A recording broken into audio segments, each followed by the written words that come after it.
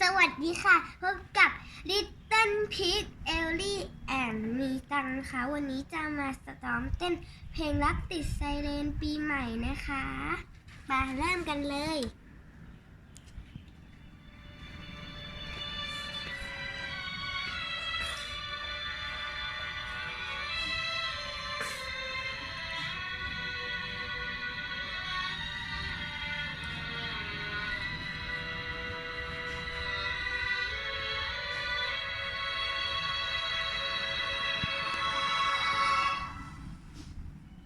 บางทีจะยอมใจเย็นๆและฟังฉันสักหน่อย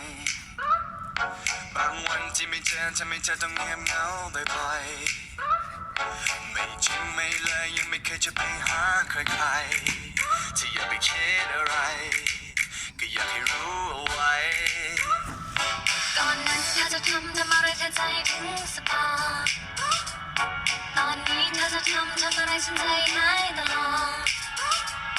ไม่ดูไม่แลและไม่แค่ใจฉันยังไงก็จะไม่คิดอะไรแต่ฉันคิดได้ไหมก็เครื่องมันแห้งไม่อย่างนั้นก็เน็ตขาดเฟซมันลงก็ไลน์รู้อย่าคิดมากอยากสื่อสารไม่ต้องพึ่งนกพิราบแค่คิดถึงจำแค่นั้นฉันก็ทราบจะไปอยู่ตรงหน้าจะไปหาแน่แน่เธอจะอยู่ที่ไหนจะเปิดไซเรนไปหาเธอแน่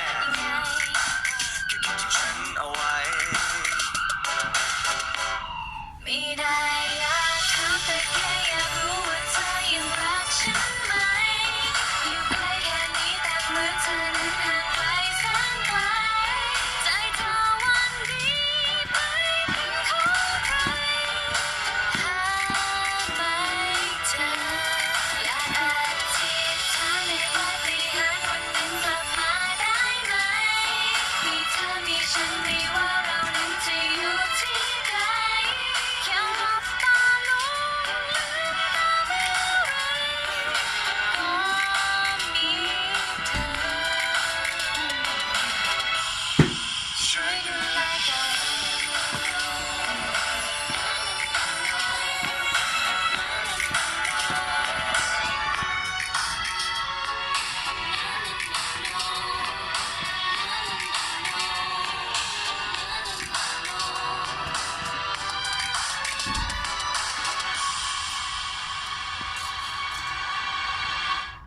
ก็เธอยังเป็นเธอคนเดิมๆที่ชอบคิดไปเอง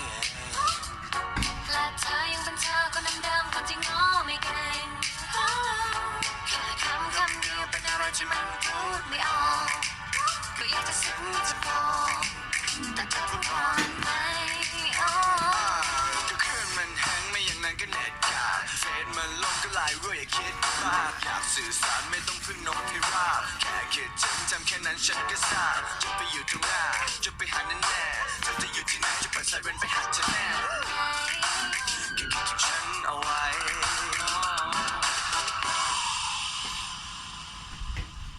ไม่ได้อยากถามแต่แค่อยากรู้ว่าเธอยังรักฉันไหมอยู่ใกล้แค่นี้แต่เหมือนเธอนั้นห่างไกลแสนไกลใจเธอวันนี้ไปเป็นของใครหาไม่เจออยากอธิษฐานให้ปาฏิหาริย์วันนั้นกลับมาได้ไหมมีเธอมีฉันไม่ว่าเรานั้นจะอยู่ที่ใดแค่หลับตาลงลืมตาเมื่อไรก็มีเธอช่วยดูแลกัน